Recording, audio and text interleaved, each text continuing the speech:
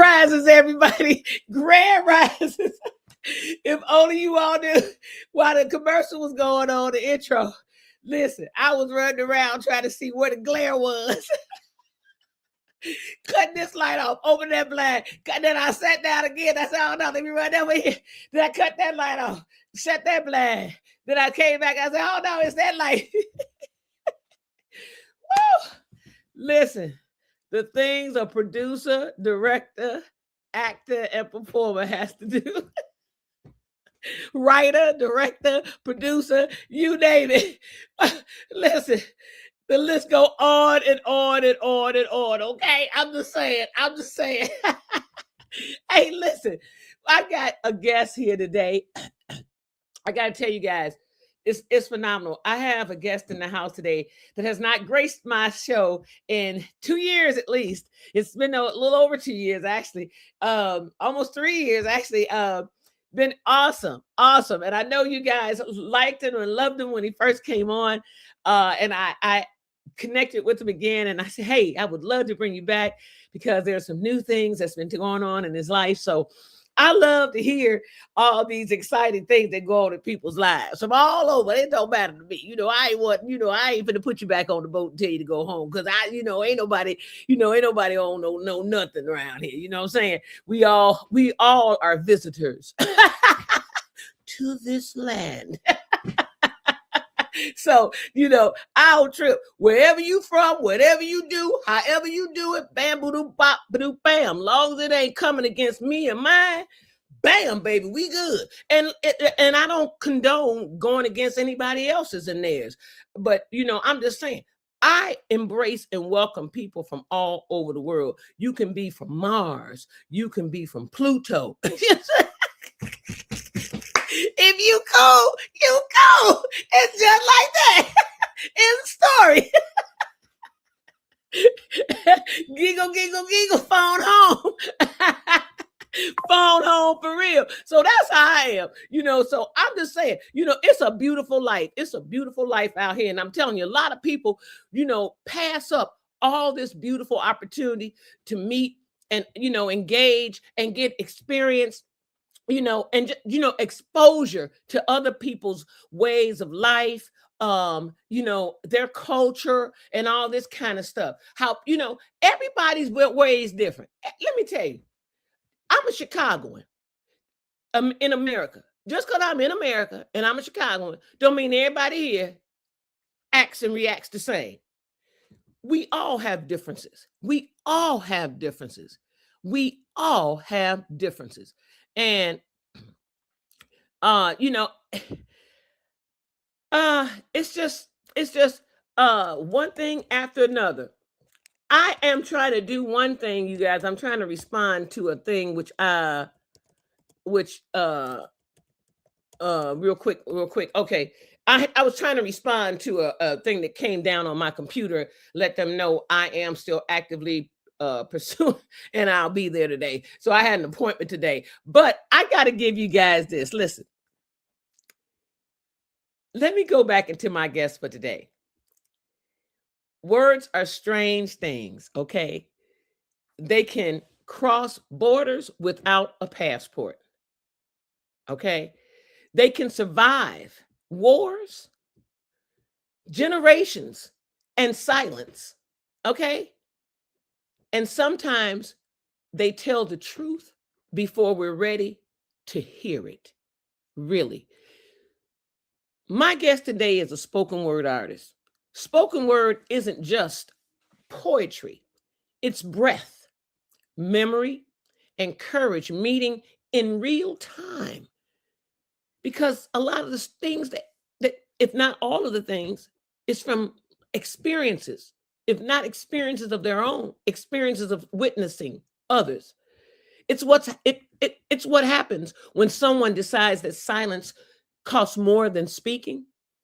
My guest today was born in Europe, shaped by a culture with deep history, sharp edges, and unspoken rules about who we're allowed to be and what we're allowed to feel. That's the key point. You know what I'm saying? And through spoken word and poetry, he's chosen to step into that tension. to give language to things many of us, and I'm telling you, many of us think but rarely say out loud. Boop, you better ask somebody. This isn't an interview about perfect lines or polished performances, you guys. It's a conversation. It truly is a conversation about truth, discomfort, identity, and the moments when art becomes a mirror in your face. Okay, not just for the artist, but for all of us. I'm serious. This is no joke. So wherever you're watching from, I invite you to slow down for a moment. Listen not just with your ears, but with your experience, because the most powerful poetry don't ask to be admired. It asks to be felt. Please join me in welcoming Andrew to the screen. Andrew! Woo! What's going on, Andrew? Yeah, how's it going? It's been going great. How about yourself? Yeah, not too bad, thanks. My goodness. Awesome. So where are you at right now, Andrew? I'm now in Hove. So Okay. near you know, like Brighton? Yeah. So I kind of uprooted my life from London. Was when we did this. Our first time was in 2021. Right. I knew it's been 2 or 3 years. Yeah. It's been 4 years, 5 years. 2021. And yeah, I was over the moon to be invited to be on your show. And hey, I love the animation now. Like there was behind the scenes, I get this kind of cool animation of you spinning, and like it's so professional and cool and exciting. And I love what you're doing with the show and how it keeps evolving. And you just look timeless. Like you look amazing as always. Thank you. you. Just like frozen in time. Like it's wonderful. Like you look fantastic. Thank you. Yeah. So I uprooted my life from London with my lovely wife and my cats, and now we're in Brighton/Hove. So much better place. Yeah. Hove it's beautiful. I mean, we've got the sea like 4 minutes down the road from us. So we literally just walk down, and I think no matter what time you see the ocean or the sea, it's such a beautiful thing to be reminded of nature and just how beautiful nature is in any kind of season. Yeah. Oh, tell me all about it. Tell me all about it. Oh my God. I'm telling you, it's like, it ain't nothing like it. Yeah. So nature is always beautiful. I just had a little crypto creep just come in here and put stuff on my screen. Oh gosh. Please right. I guess they thought the words were going to hurt my feelings, but actually it don't. Wow. Okay. You know, they called me the brown word. Yeah. They like about 20 of them in the comment. People are crazy. You get those little crypto creepers that creep into your stuff. Yeah, they creep trolling people for just creating platforms. People are just I don't know. The killer part is though, Drew. The killer part is you got so much energy to waste trying to hate. So true. It costs you more though. Right. That's it costs you more to hate someone than to love someone. So you're actually making yourself sick. You draining yourself. You're so stupid, and you so isolated when you're when you're a hater, when you're a racist or hate. You're very isolated. You only have a small world. Why? Because you hate on everything around you. So that means you basically hate on yourself as well, and so your world becomes even smaller. And it's like you have so much energy, but such a lack of understanding as well. Like, and hate has such a kind of heavy energy to it. So really heavy. People are lost out there, man. Like the world needs healing more than ever. Like my God, the world needs poetry. Isn't that right, Karen and Burma? The world needs poetry, baby. The world needs poetry. Yeah, poetry. Yeah, God bless poets. God bless those poets. And song and poetry. 100%. And music, because rhythm. You know, it was like there was tribes many hundreds of years ago, and when they used to use the drums or however they make rhythm, it would be like the figure of 8 for nature. And ever since, people would go out on boats and unfortunately kill all of these tribes because they didn't understand. Through lack of understanding, nature started to suffer for it because we didn't have the kind of figure of eight or that kind of rhythm with nature. We lost ourselves in kind of ego, greed, hate. We forgot that God's world is nurturing the planet, the land and that gives us life. Visitors. Who the hell are we? We're just visitors, man. There's such an arrogance to people thinking they know better. I said that at the beginning of the show. We all are visitors. Yeah. We all visitors. Ain't nobody don't know nothing. No, man. And like a weird analogy for life is if your life is one hotel room, just keep it clean and looking nice, because guess what? When you go, someone else is going to take over that hotel room, and just make sure that it looks good after you leave. You know, I keep telling people recycling souls. So I keep telling people I've never seen a Brinks truck at a cemetery plot. Exactly. Yeah. It's crazy. Yeah. So guess what? I ain't gonna waste people's time with that crap. We got you here because you are a master. I mean, a master at what you do, Drew. I kid you not. And I got to go into this with you because you are just a phenomenal person. I mean, everything, it's like it's just amazing. So I got to go into this. Drew, Happy New Year. Happy New Year. Karen Berman, everybody's here. Happy New Year to everybody. I hope everybody's New Year came in well. Yes. Drew here is in Hove right now. He's in London. He's an amazing artist. He's graced the show before. He is 6 hours ahead of us. So his day has really gotten on already. Well, this was one of the most exciting parts of my day, so I'm very grateful to and honored to be part of. Thank you for Monday's magic. So you're bringing the magic, Neela. Right. I'm just happy to join on. And I'm so happy you're here. And Drew, I got a few questions for you because I know a lot of people who watching want to know about all of this too. You know, spoken word is often described as truth without permission, right? Ooh. And what truth did you need permission to speak it first? And what finally gave you the courage to say it out loud? Wow, that is one hell of a question.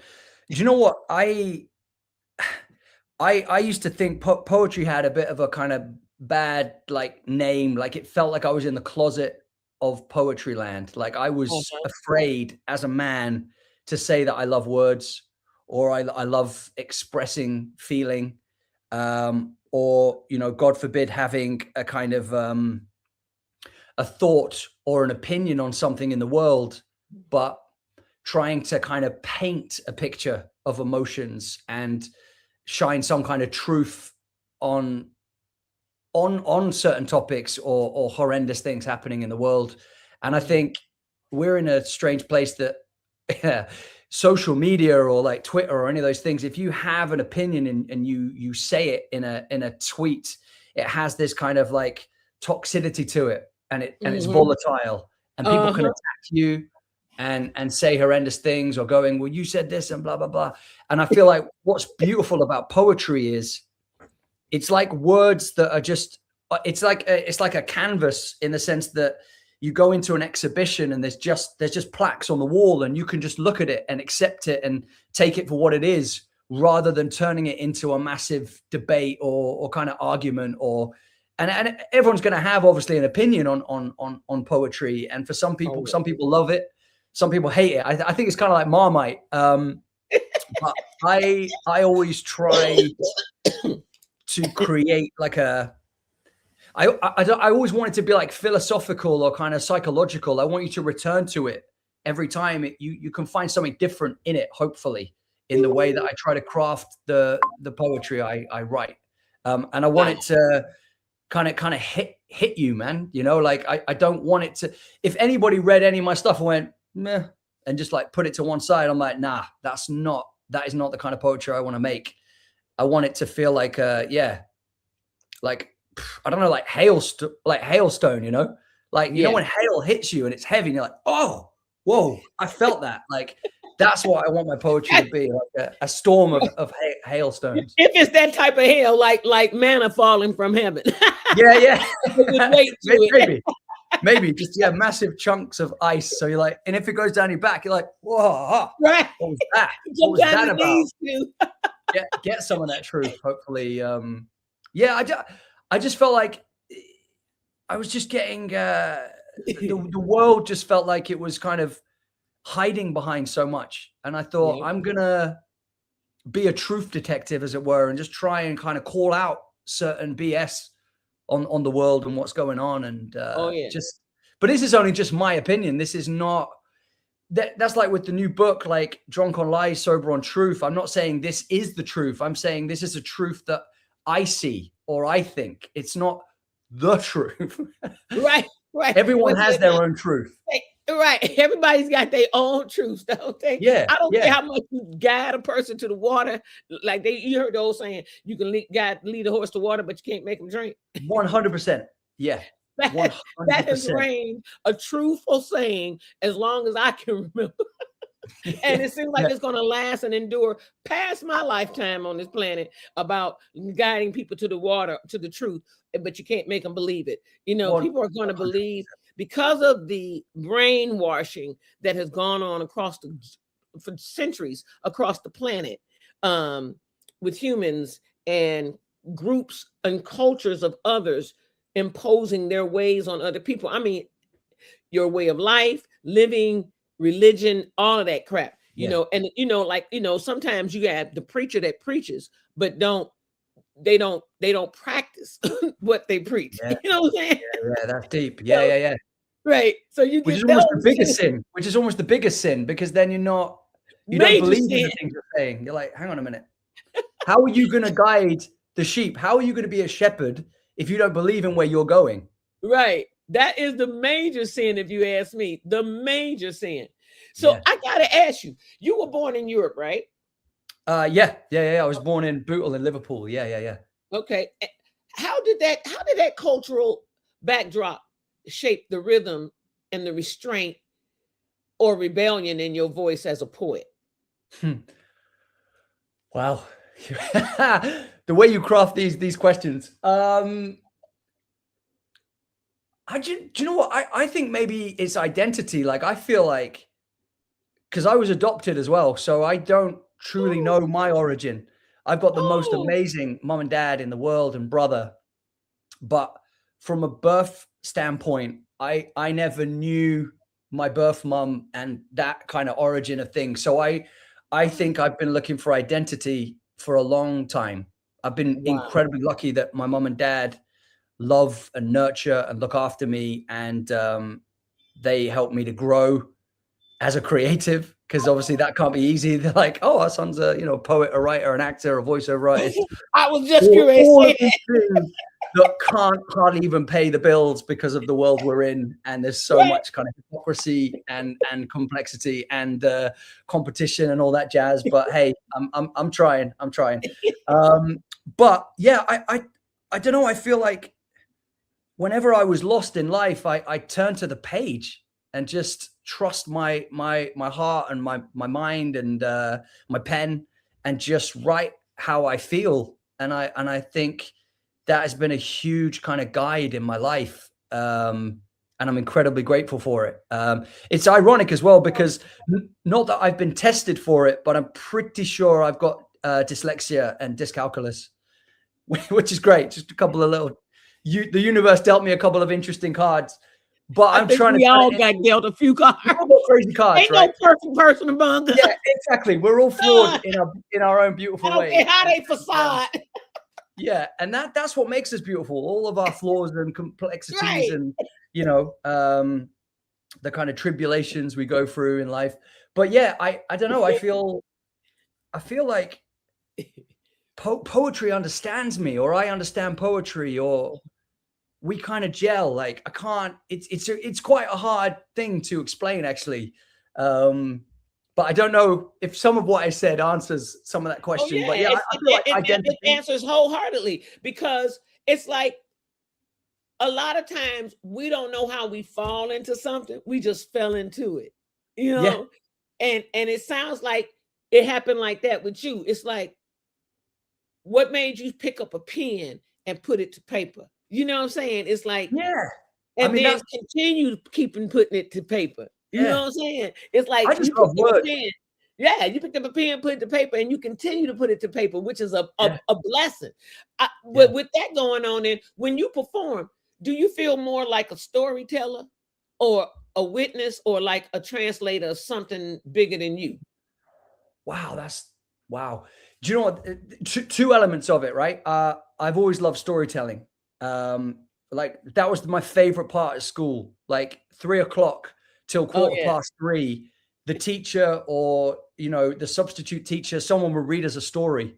And when I was sat on the carpet with my legs crossed and just allowing my imagination to just travel to other places, I was like, how cool is this that we get to transport our minds to another world where there's all these Oh wow. fascinating characters and people you meet along the way, or people overcoming obstacles in stories. And it gives us hope in the things we have to overcome in our lives and the hurdles we jump through. But Oh then yeah.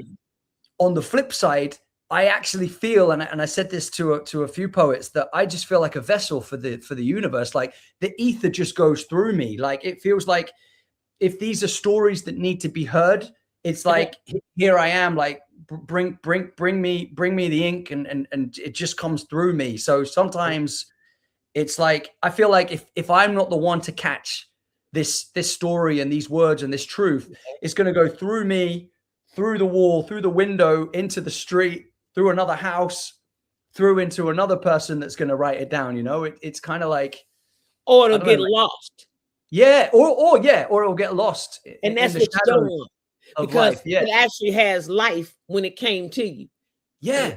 It's kind of like, hey, there's an idea here. Do you want me? Or are you just going to let me go to the side and like, I'm Right. just going to, like fairy dust, just like, Yeah. just dissipate. It's just like that almost. It's Yeah. it's a pounce of life hitting you. Yeah. And it's a story, and it's something they need. I always tell people, it's funny we talk about this because I always tell people, Drew, there is nothing that happens by happenstance. Nothing. I Yeah. mean, everything has purpose. 100%. Regardless if you want to take it for purpose or what, but everything has purpose. Let me see what these comments said.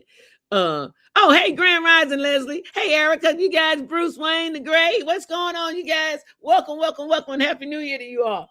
And so, with that being said, a lot of times, people don't realize that nothing is happening just because, it's bad luck to you. It's everything, even if it's something that seems bad to you, it's something that you should take out of it that's really good. And it's a 100%. lesson to be learned on Yes. everything. It's always a lesson to be learned. 100%. Like, exactly. Like what line or piece almost didn't make it to the stage because it felt too honest? Like in your poetry, what happened the first time you shared it? Like, what was it that you almost felt you didn't want to put on paper in your prior writings? It's had to be something that you felt like, ooh, this might draw.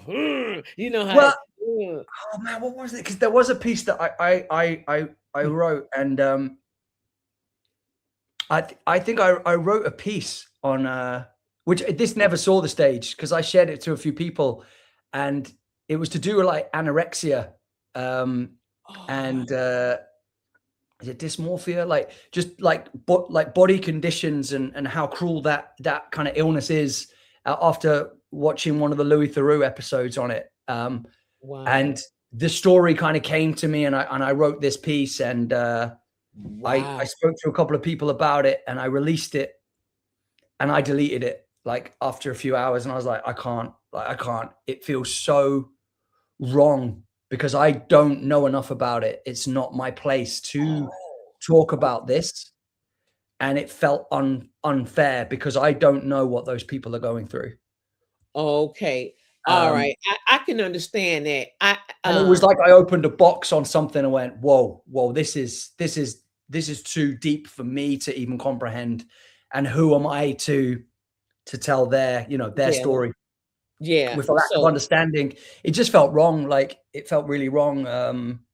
And then also the concept of turning it into some kind of, not like, just the idea of turning someone else's pain and misery into content felt really messed up as well. Like this is not my place. Like I don't want to be that person. I talk about a lot of darkness. I talk a lot about suicide awareness because sadly I've lost a lot of people to suicide, as I'm sure so many of us sadly have.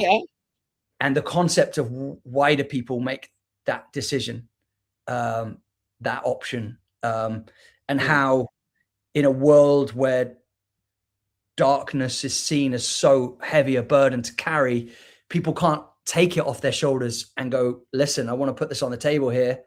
It's going to break the table. It's going to break the floor. It's going to break the foundation. And people are like, this is far too heavy, man. I'm just going to take this back on my shoulder, or I'm going to take it with me into another place, into a void, and you won't see tomorrow.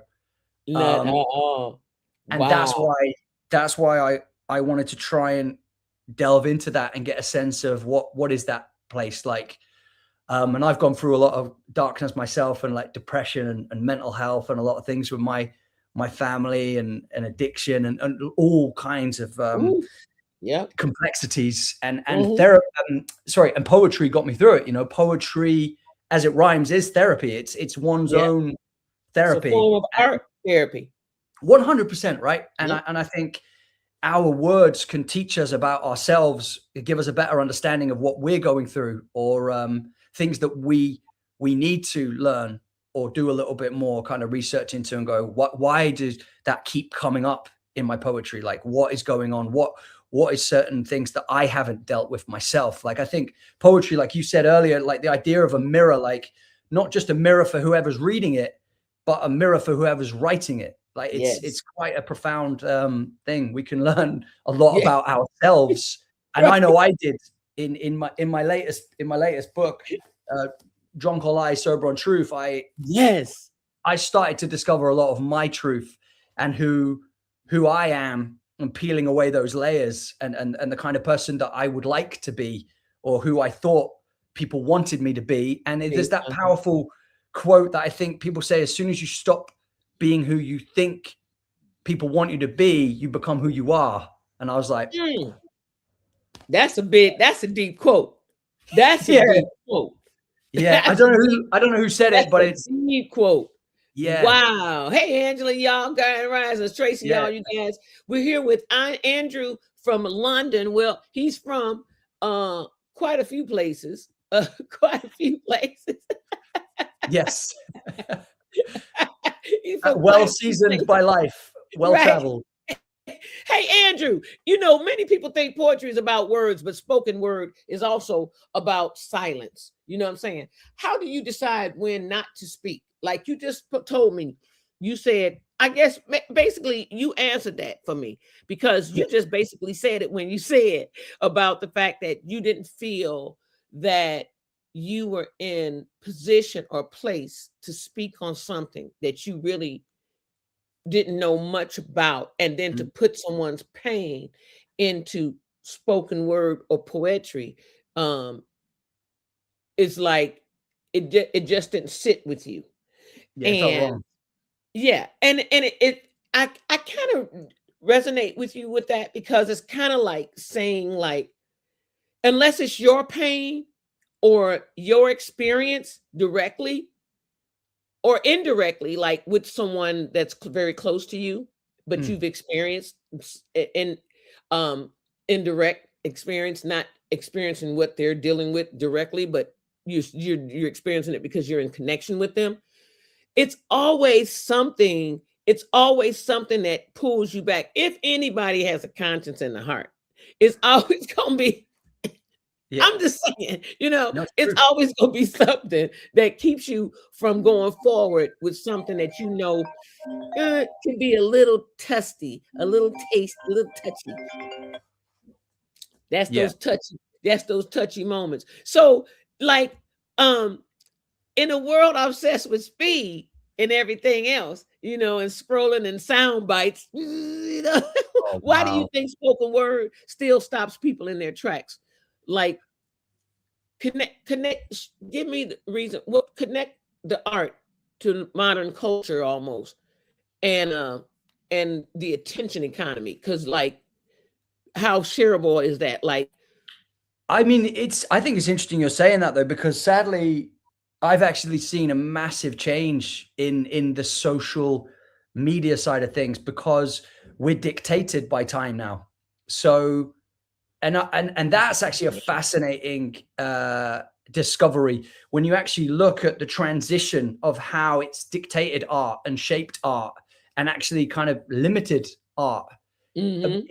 Ironically, in my new book, the hypocrisy, because I still use social media, and maybe this will even go on social media, who knows? But the idea that it is a tool, but it's a double-edged sword, because it stops us being able to share the things that we like to share, because a lot of my pieces tend to be slightly longer.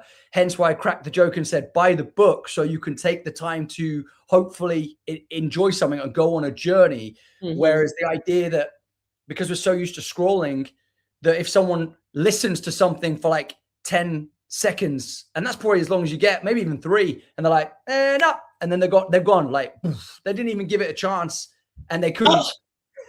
Because at one point I said, I appreciate 3 minutes isn't scrolling, it's hopefully learning or feeling something, right? But the algorithm and the system and the process and the setup doesn't want that. It wants it to be like in Vegas, you got the slot machines where you just pull the thing. It's Right. kind of like that, because when you pull the thing, it reloads up a new story, and we're getting so kind of high on dopamine and content, but we're overloaded with it.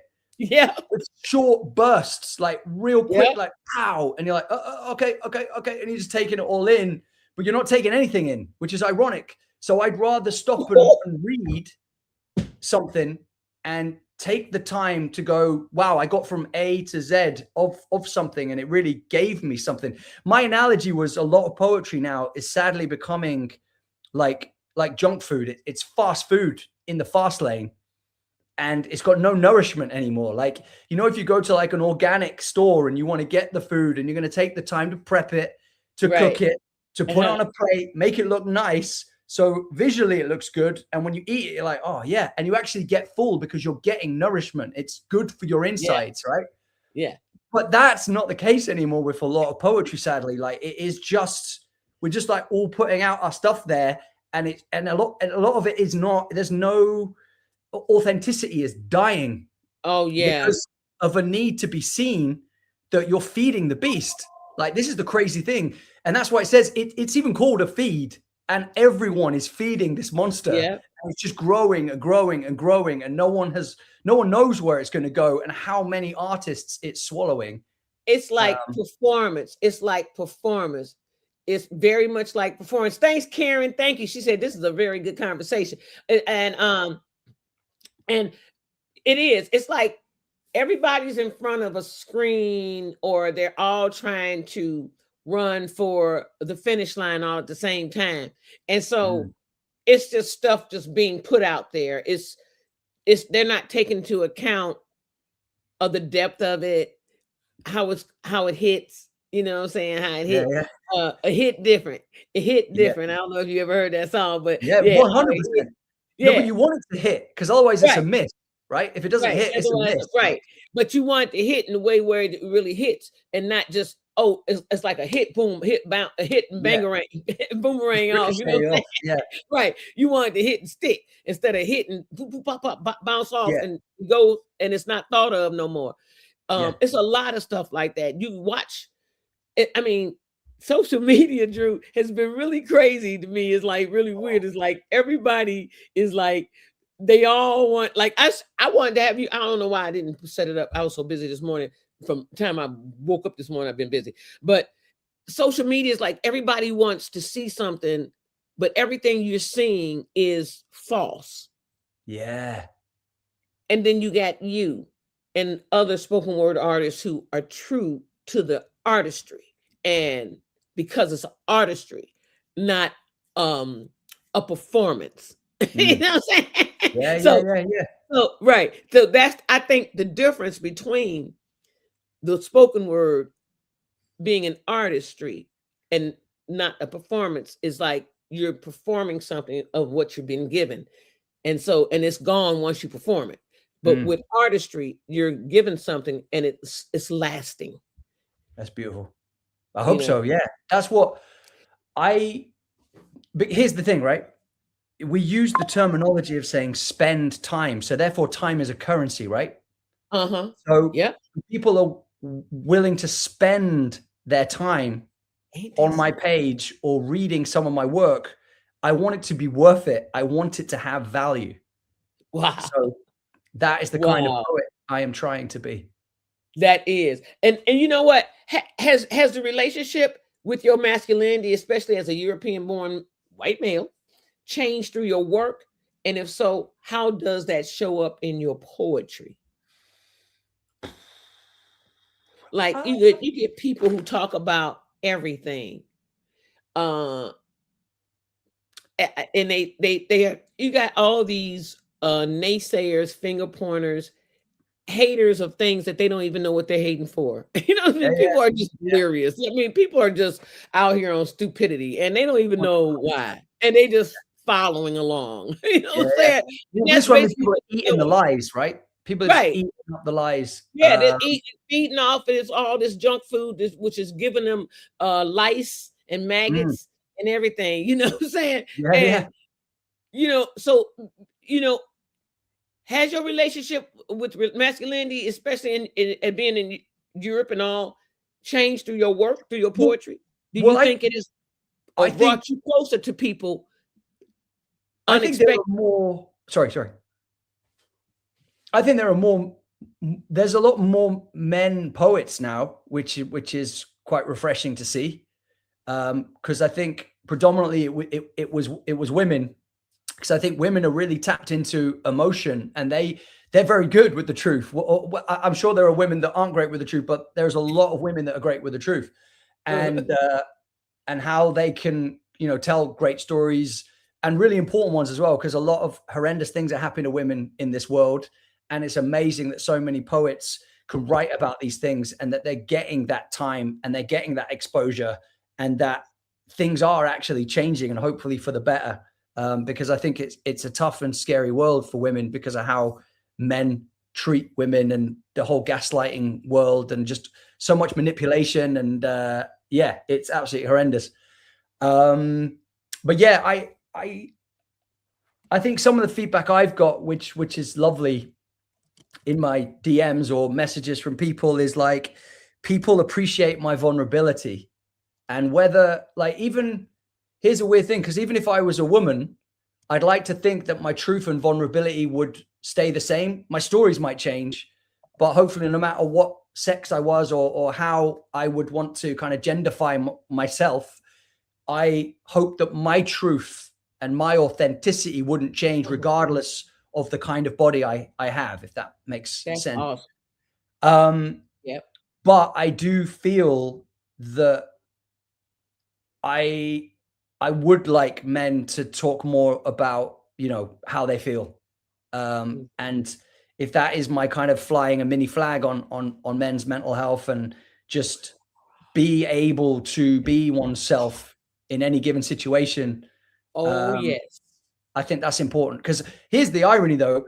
I think a lot of the violence that happens in relationships in regards to domestic violence and things like this, and this is obviously just my interpretation, this is not science. I think pent up emotions where men feel trapped and they can't express themselves, and a cycle of violent behavior through different parents over generations. So it's a generational thing too. Yeah. That love and hate and pain all gets kind of mixed up, because we might associate violence with some sense of love, even though that's wrong. That's how we might imprint that in relationships. Yeah. But then also the idea that men are losing their minds and kind of crawling, just kind of like they can't express them. They don't know how to break out of their own selves and be truthful to themselves. They hit out, they attack, they damage things in their lives because they don't know how to maybe appreciate them or to find that kind of balance. And I think, I think poetry has really helped me find a kind of balance in myself, and maybe come to terms with the fact that maybe I'm too feminine, one masculine. I'm not your typical kind of alpha male. I'm very much, it was funny actually, because when I go to bars and stuff, when back in my single days, I would listen to women. I'd listen to women, not just be like a bloke going like trying to kind of manscape situations, that they'd actually think that I was gay, because they'd be like, oh, you're listening. So maybe You're not like Yeah. the other men that I see. So that's how I knew I was a very different kind of man. Uh-huh. And I'd have more women friends, if that makes sense. Right, right. So yeah, I feel like vulnerability and starting to realize that that's a big part of my life, and honesty and truth and authenticity. These are things that make me who I am. Uh-huh. And that's the kind of journey I'm going on. But the freedom I have in learning to be myself is something I think a lot more men could potentially benefit, rather than wearing the alpha male mask of like, yeah, I go to the gym, I do this, I feel this way, I don't feel pain, this doesn't happen to me, I move forward, I get it, I do this, I win, I this. And I'm like, whoa, whoa, whoa. You can still have all those elements, but you're allowed to be vulnerable. You're allowed to feel. You're allowed to be in pain. You're allowed to have Yep. an emotion on something. You're allowed to be upset and that something has affected you. Because this is the other thing. Men that lose people in their lives, or like someone loses a father or a sister or whoever it is, but the man doesn't cry for years because he's like, no, I'm good. Like, you're not good, man. You're dealing with grief. And this societal trap and shell around men allows us to be, we have to be 10 out of 10. And it's like, it's wrong. And it's making us ill, and it's making us sick. Making us, yeah. And making society sick, because the balance has gone wrong. Yep. And it's kind of manifesting in really toxic, ugly ways. And I think there's a lot more podcasts on people talking about mental health. There's the meaning of men by Simeon Atkins, and that's an amazing podcast to shout out. And he's doing a great thing to try and be a role model for young men that might be lost and guided by algorithms of kind of these toxic men, not toxic masculinity, because that's a completely different thing.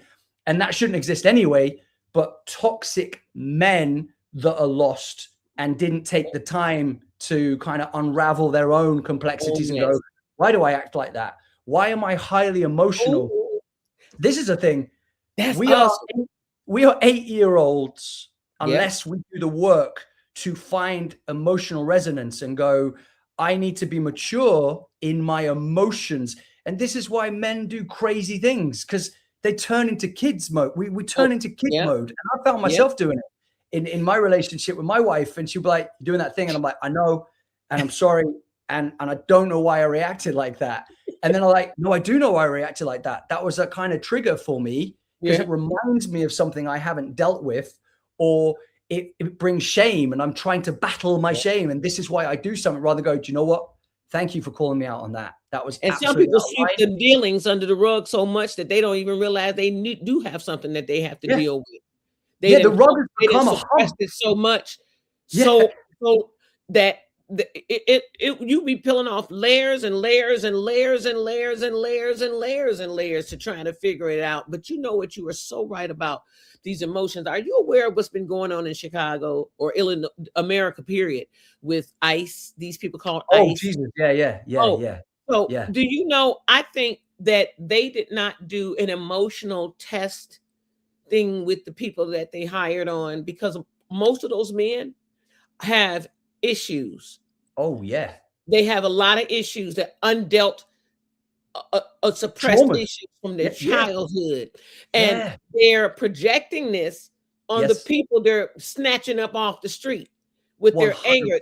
It's so much anger in how they go about it. It's like, why are you so angry? You're going to arrest them, but why are you so savagely? I mean, they're savages, Drew. They are true savages. And they're savagely grabbing people, snatching them up for immigration. And like beginning of the show, what I say? We're all visitors here. You're a damn immigrant yourself. We are like, but even the idea of the arrogance of some of our species, that we think we're better than what we are. Something, whatever you believe in, the God, the universe, the greater power, something allowed us to be here. Right. So we are just visitors, man. Like, chill out. Like, people's egos and greed, just people lose their, but also there's a power trip, right?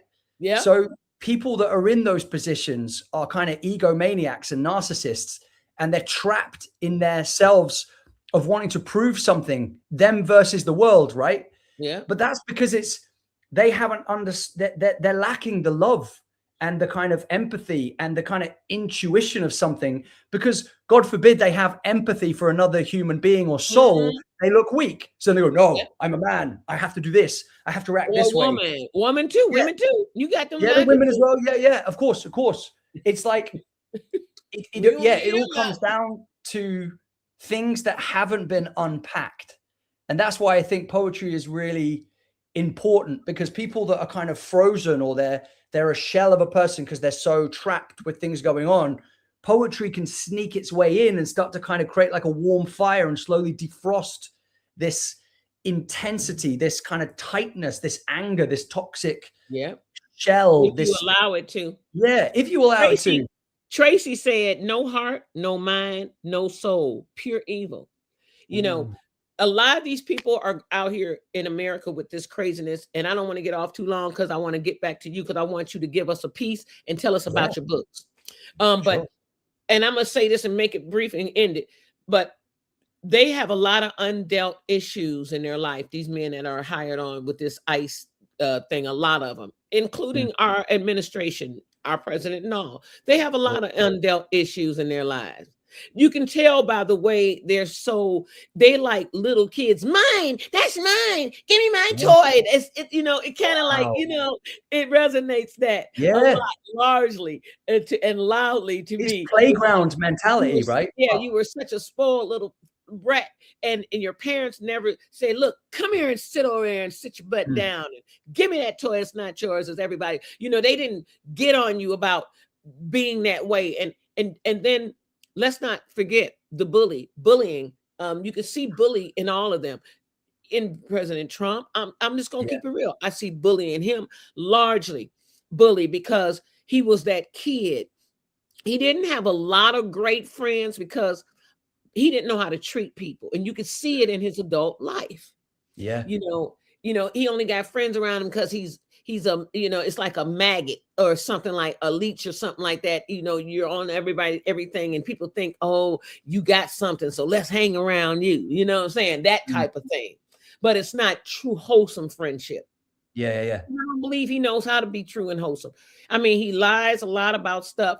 You straight lie in people's faces about stuff that they're actually seeing, and not just talking about that woman that just got shot. It goes before that.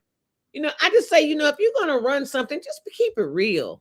You don't need to pretend to be, you just be, but you ain't got to be real like a real asshole. Well, like when you're called in to be part of a kind of a jury, right? Right. And at some point you'll get that letter through and you're like, right, you're going to be part of the jury. I was thinking that's how it should be in regards to like the presidency or like parliament or whatever it is. Right. Those kind of roles, they should be like throughout life. You get a thing in the post and go, guess what? Today, I know you're just a normal run of the mill kind of person, but you're gonna run the country for a month or so. Then it's going to spin around. Then it's going to be someone else, because you get all of these different elements and sides and perspective from every walk of life, not just the almighty, powerful, corrupt, elite, rich, greedy side of things that don't have any empathy or understanding of those under the threshold. There is such a lack of balance. And again, I think maybe that's why I've got the scales on my book, because it feels like that's the world. It's just gone like that. And it's been like that for a while. Yeah. And forever. Yeah. And the people underneath are almost, they're the ones paying the price to keep those people elevated. Yeah. And that's the irony. Because if you think of weights, it's only because it's heavier for someone else that these people get to stay in the status of where they are. Yeah. And we're the ones carrying all the fucking burden. Like, if you'll excuse my French, like that's we are carrying the fucking burden. We are. It's the truth. Yeah. French or not. It sounds like English to me. Yeah. Yeah, it's true. Yeah, maybe it is a French. It is English. But How yeah, many books do you have now, Drew? I have two books now. The 2 books. Tell us, what was your first book? It was called My Life in Pieces. My Life in Pieces. Hold on, I got to do this. My Life in Pieces. And what is this new book? Drunk on Lies, Sober on Truth. Drunk and what is it now? Drunk on Lies. Drunk on Lies. Sober on Truth. Drunk on Lies, sober on truth. Wow. Wow. By Drew Hannes Horner. Where can they find your books, Drew? You can get it Waterstones, Foils, Barnes and Noble, Amazon. I think if you just Google it though, which is cool, like it'll just like if you type in Drunk on Lies, Sober on Truth, and then maybe book or Andrew Horner, it'll come up, and then people can choose where they want it to.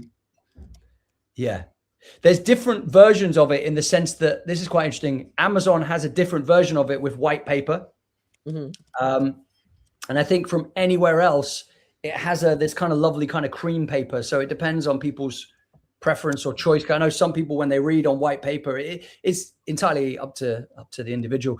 It's cheaper on Amazon and it's slightly more expensive in some of the other book retailer stores. Oh yeah. I'm gonna put this here, and yeah, so they can have that right there. So My Life in Pieces and Drunk on Lies, Sober on Truth. These are, what the heck? What happened with that? Whoa, it just disappeared, didn't it?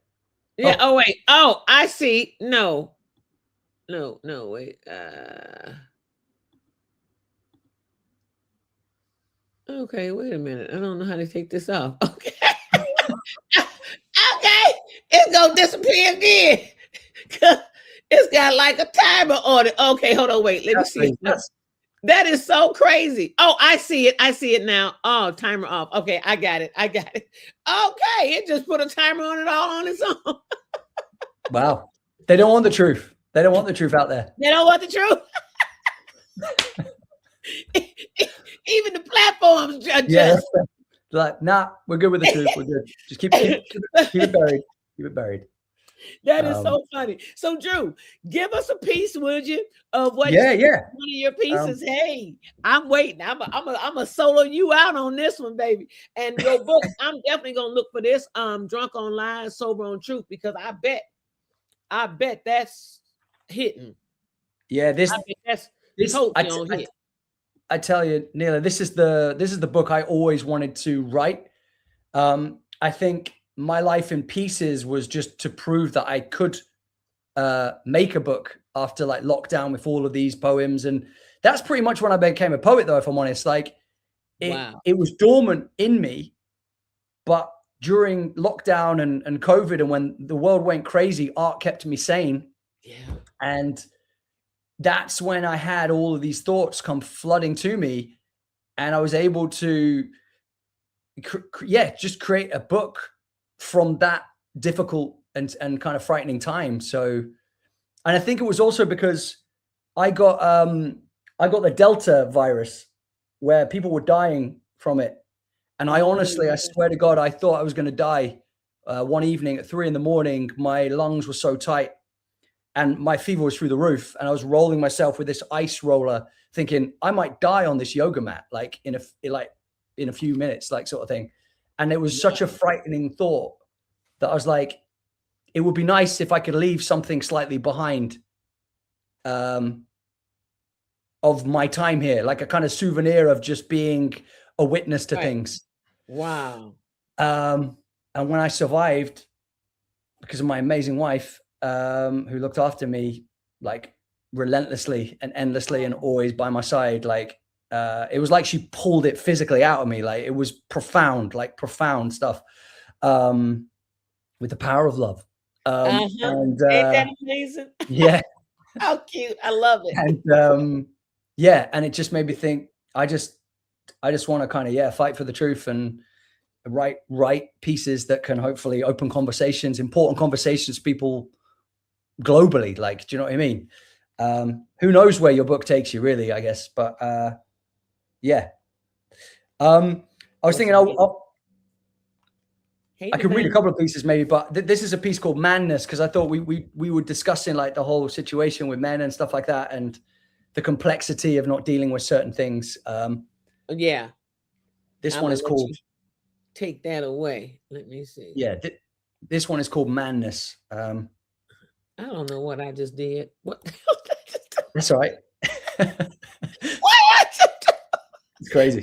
Crazy. Technology these days. Technology. Hey, technology is really working my nerves. Yeah. Wait, I've got it. Okay, no, I don't want to leave him out. Okay, wait, no, wait. Okay. Okay. Okay. I don't know why it won't let me. Hold on, present or invite present. Okay. Okay, no, it won't let me do it. I don't know why it won't let me do it, but it's something that they changed on here, and I have not yet. Wait, I have not yet learned how to. It's always adapting, right? It's always technology. I have not yet learned how to do it. Like, if it's not broken, guys, don't fix it. Like, we like things the way they are. Don't keep changing things. Right. Right. Sometimes it's like, why y'all messing with the thing again? Yeah. If it's good, man, don't fix it. It's not broken, guys. Come on. People are crazy. Oh, here we go. Maximize. Okay, bam. There you go. They put it on the side panel now. Okay. Take it away, Drew. Take it away. This one is called Manness. This manness leads to madness, starved of our tears to the point of stress, but no space for sadness. So our minds and bodies become a sad mess. Trapped thoughts fester in the prison of our own loneliness. Less of ourselves as we cut and paste a brave face. A pillar without cracks as we do our best. But our hearts and minds are under attack as our lungs desperately search for space. Can't live up to the mold that was sold to man. Lacking tears as we fear we confuse society's plan. Not all men stood when it came to the right thing to do. Some ran. History books and wars were fought by real men. You can't have an off day when you're male. You've got to stay 10 out of 10. Minds can crack like glass every now and then, but not for men. We've got red marks from the masks we wear in society crowds as our tears are exiled and not allowed. Crowns are placed upon kings, and there's a weight that brings. Men that silenced their pain here for too long now have sadly grown wings. Vulnerability cast out like a disease, yet the pain remains in most men, hidden in dark rooms, heavy thoughts that bring them to their knees. Ask yourself why men don't talk openly. They bury their feelings like serial killers hide bodies in amongst the trees. Yes, we need brave men in this world, but there must also be acceptance for their vulnerabilities. Wow. That was deep. Straight deep. Let me see if I can. Okay, there we go. That was deep. And you know, you mentioned the fact that they can't express themselves, the cries they were told to hide and things of that nature, you know, like this hits so different because like with my dad, may his soul rest in peace. My dad was a World War II Navy veteran, only with fourth grade reading average because he was drafted and all that, you know. But my dad had so much worldly experience. But one thing that was ran largely in the family, and that was to defend masculinity at all costs.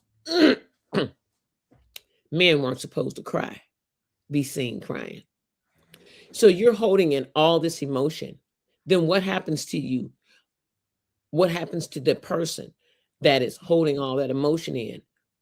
And over time, that emotion builds and more is added on. And over time, more is added on. And over time, more is added on.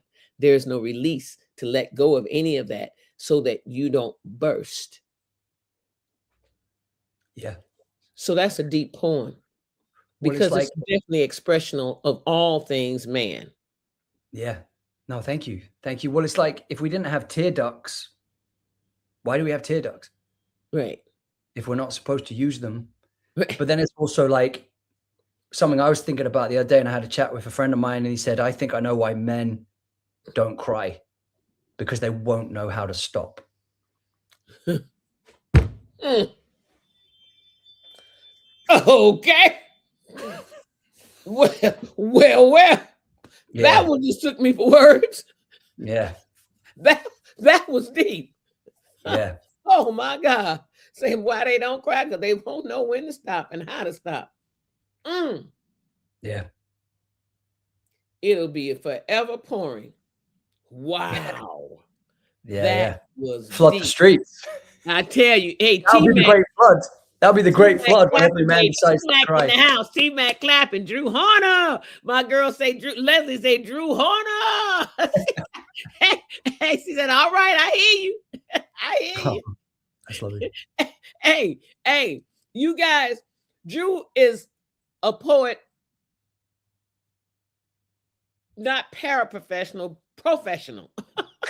Okay, let me be the one. I am the great pretender. I am the great pretender. Woo! He got some poetry, baby. He got some poetry making.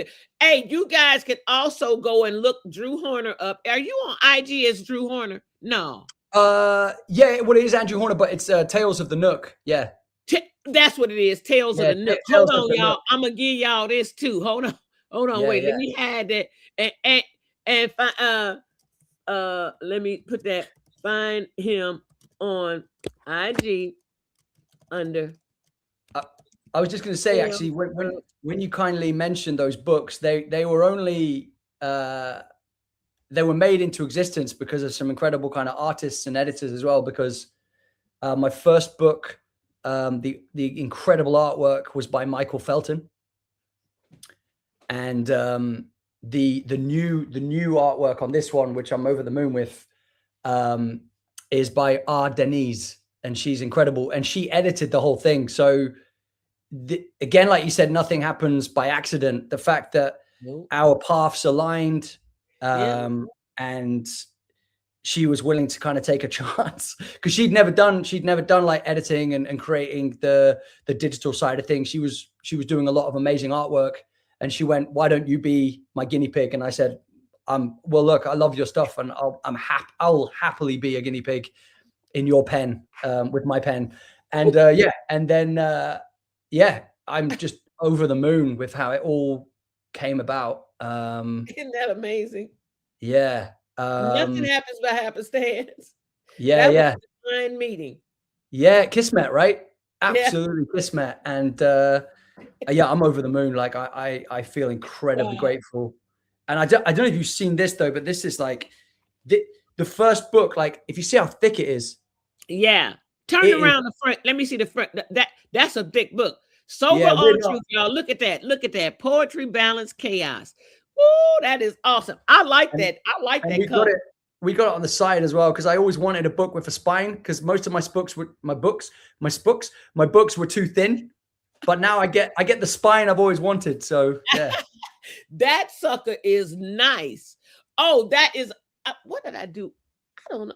Let me look at this thing here. That's very nice, Drew. That's real nice. That's real nice. Hold on, let me see something.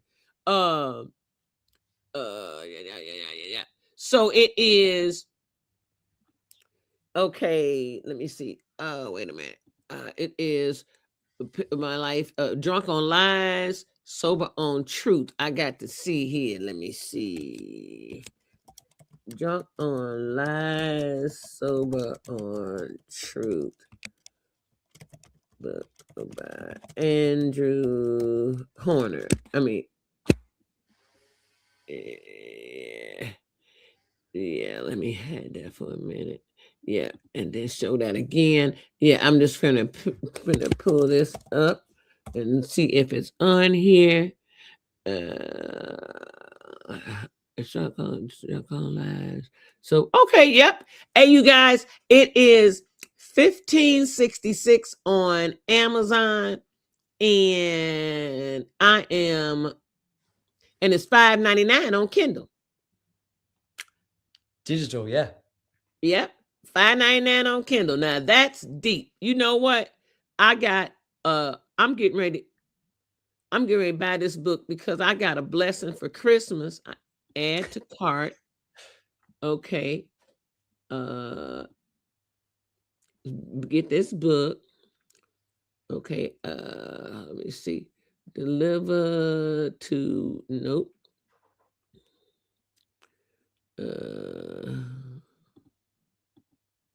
Let's see.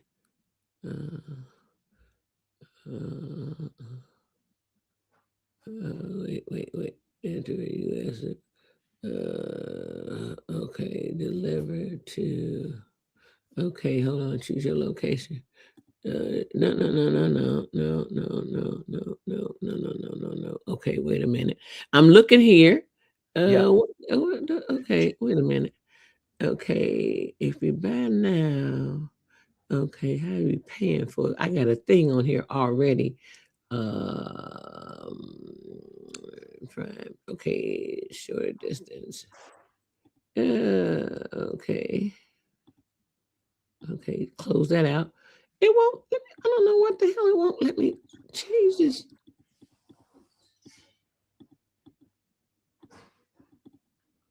Address, but okay, wait, okay, add address. Okay, this way I got. Okay, okay. Okay, let me see. 3540497. I'm trying to get this book, and I'm trying to get this book, y'all. I'm trying to get the book. I'm just trying address. Okay, now. Okay. Okay. So now I want to go back to this, and I'm buying the book, and it say deliver to BAM, that person. Manage address, ship outside. Okay, ain't nothing else done. Okay, I got that. All right, and then I want it to free returns. How does I'm trying to see how to pay for it, because I have a credit on Oh, you here. got like a little voucher thing. Huh? You got like a little voucher thing. Yeah. Okay. Oh, wait. Gift card. Okay, yeah, gift card. Gift card balance 1727. Oh no. Change. How the hell my gift card balance come to that? Oh, okay. Oh, it might be post and packaging. We'll jump it up, maybe. I don't know. Yeah, I don't know what they got on here. Well, no. It's the use of your 2101 gift card balance. Visa and a 2101 gift card balance. Oh, so they took some money off the damn gift card already? Sneaky bastards. I know, right? I know. I was like, why are you taking from my gift? This is my gift. What are you doing? Like, I can't believe it. Okay, they took it. That's Okay. really sweet of you, though, using your gift card to purchase my book. Thank you. That's I really am. sweet. I had a gift card for Christmas, and so yeah, I'm purchasing that book with it because I want it. Because you have some hella poetry, Andrew. Yeah, I'm just gonna be honest with y'all. He got some serious deep poetry in that book. I can tell you that right now because I listened to him on IG when he's spitting one of his pieces, and he got some deep stuff in that book. I can tell y'all that right now. My order has been placed. Yes, indeed. Like I said to you, I want poetry to hit hard and linger. Like you said, tattoo one's mind with words. Yep, tattoo one's mind. Yes, indeed. Yeah, you have to have something like that. You know, I just got the book. It's coming. So, oh wait, let me see something. What did that say? Oh, it's estimated delivery on the 14th, so I should get it by Woo! Wednesday. Yeah, I got the book. I went through Publish Drive, which is out in Europe, if you've heard Mhm. of them. I dealt with them with Michael Collier, the comedian, my friend. Okay. Yeah. So all his books will be handled through Publish Drive because he has 5 books. He has an audio book, an erotica, blue erotica audio book that Mm. is bound to drop on February 14th. I can't say no more about it because it you know, Kind of hush. Kind of love hush, the hush. book. Leslie said she I, loved the book titles, and I, T Mac over there cracking up laughing. T Mac, don't you be laughing at me? oh, thank you, thank you. Don't you be laughing I at have an me? audio. I gotta learn this network. I have an You know, audio version of my first book, My Life in Pieces, that is on Audible. If people want to okay. hear me reciting my poetry, Oh and yeah. but more than that, if people really want to enjoy some of the pieces that I kind of recite, there's an album called Strong Enough to Break, which is by this kind of cinematic score by Tomas Almeida. I call him the Portuguese Hans Zimmer. This guy is insanely talented, like insanely talented. And I heard some of his music, and he said, I'm not one for words, right? And I sent him this email and I said, what if I could be your words and you could be the soundscape, like your incredible music, and we could work in tandem? And I thought he's going to think I'm a crazy, crazy person, some freaky fan. Weeks went by. Like I was like sweating. I was like, oh no, I've absolutely screwed this. He thinks I'm a nutter. And he messaged me back. And this is even more cringe. And I can't believe I'm mentioning this live on a show. But I took one of his tracks. And I used the recording from the studio of me reciting one of my poems. I put it on his track, and he's thinking, what's this guy doing like with my music? Sent it to him. And then he got back to me like a week or so later, and he went, that's beautiful, man. He says, that elevated the track. I was like, what? He's like, dude, I really want to go on this journey with you. I'm really busy with some other music right now, some other projects, but I want to work with you. So for like almost 3 to 5 months, maybe even 6 months, for almost half a year, Tomas and myself were working on this album. And it was one of the most exciting, thrilling moments of my life. And I'm so grateful that it exists. You can get it on Bandcamp, right? But it's pay what you want. What's the name of it? Strong Enough to Break. It's by Creative Tales, because we combined our names, because he's called 11 Tales. And I was like, what? And I'm Tales of the Nook. When 2 tales came together, we created this album, and it is just, I'm speechless. Like, I could not believe he created the music based on the poems I sent across. And he was like, can you send me the written pieces as well? And he came up with all these different like instruments to use. And he creates this kind of immersive sound effect, soundscape. And here's the real kicker. The eight tracks all link. So there's like a cliffhanger to each one, and it blends into the next song, and they're all connected kind of thematically to the very end. And then it all goes full circle. And it's like, I definitely gotta have that. I have to hear that. We said, can we create like a movie that's 45 minutes, but it's purely through your ears? And that's what we've managed to kind of achieve. And like, hopefully it'll give you, your hairs will stand on end. Like he's amazing. Like, follow 11 Tales, check out Tomas Almeida. He is just, and actually, funny enough though, Tomas Almeida. Tomas Almeida. Y'all getting these notes? It's Tomas Almeida. Yeah, hang on. It's where is it? But I have it right at the bottom, right? Strong Enough to Break album by Creative Tales. Yeah, it's actually in the book. So you're gonna get that and it's in my bio because I'm so proud of what Thomas achieved. Like, Wow, awesome. yeah. That is And here's a crazy thing. awesome. Here's a crazy thing.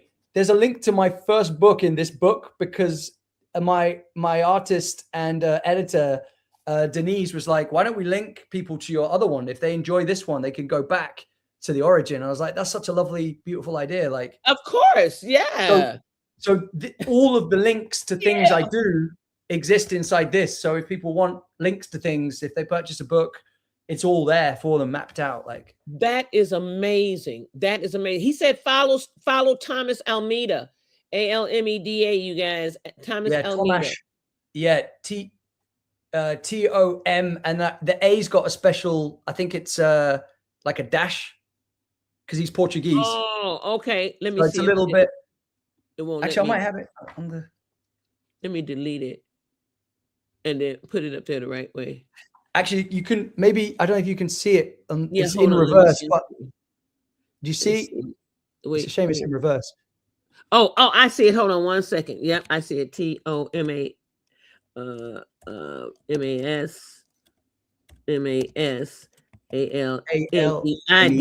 Okay, Yeah, gotcha. yeah. Yep, I got you.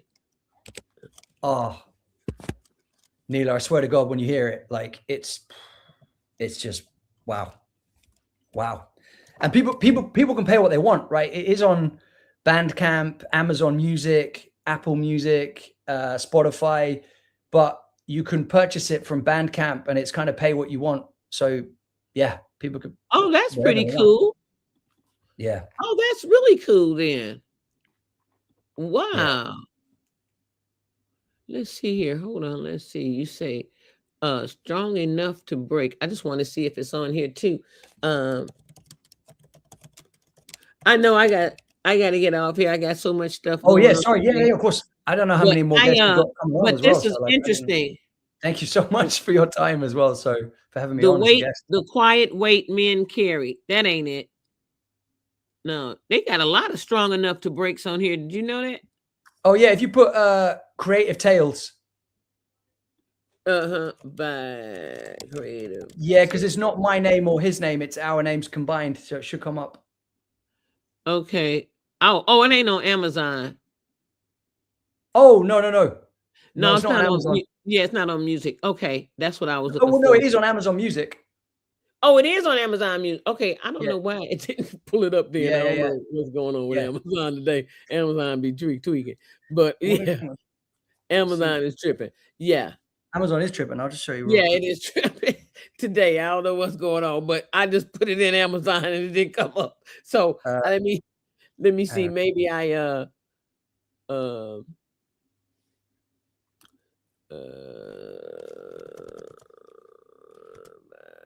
let's see, strong enough to break. Okay, there we go. Got it.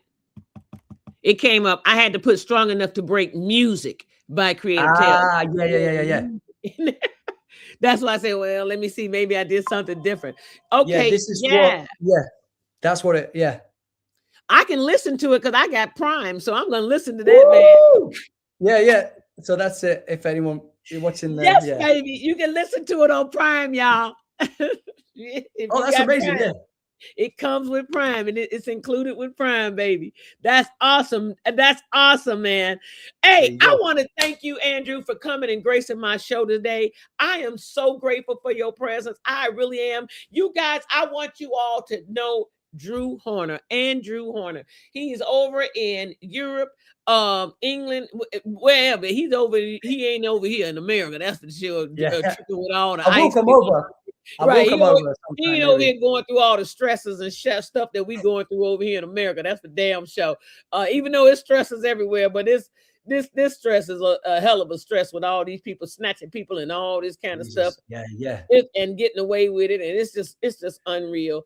It's sad that people have to go that way, but to hell with them. We moving forward when we stand in the light. Look, y'all, check Andrew Horner out. My Life in Pieces is one of his books, his first book. And his second book is Drunk on Lies, Sober on Truth.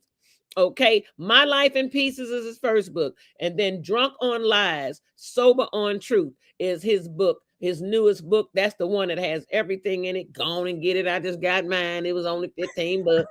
That's it. That's it. I just got mine. It'll be here on Wednesday. And then Google, also Google the book titles where you might find it or wherever you might want to find it. But also find him on IG under Tales of the Nook. As you see on the screen right there, Tales of the Nook. You will find him on there. And when you go on IG, you will listen to some of his, just go into his background, follow him, like, subscribe, and listen to some of his poetry. You're going to love it. Trust me. And that's going to give you the insight to want to get that book even more so. And also get that album. Don't leave the album out strong enough to break. Bam! Just like that. Album by Creative Tales. Look for it on Amazon. If you're a Prime member, it comes with your Amazon Prime. If you're not, it's only $9 for that on Amazon Music. So thank you so much, Andrew. Thank you so much. It's been an absolute pleasure. Thank you. I am so grateful. And I will send the link to the show when it hits so that you can feature. Oh, yes, please. I'd love to share it. Yeah. Definitely. I'll send you the link through your email. Yeah. Thank you so much. Thank you so much. God bless you, Andrew. Yeah, God bless you. Great rest of your day. Tell your wife hello. Tell her thank you for sparing you and sticking on your side because we need you. God bless her. Yeah. Thank you so much. Thank you. God bless you. Have a great rest of your day. Take care of yourself. Thank you. All right. Peace. Bye. Bye. Everybody get the books. Get the books and get the album. Get the album. Peace.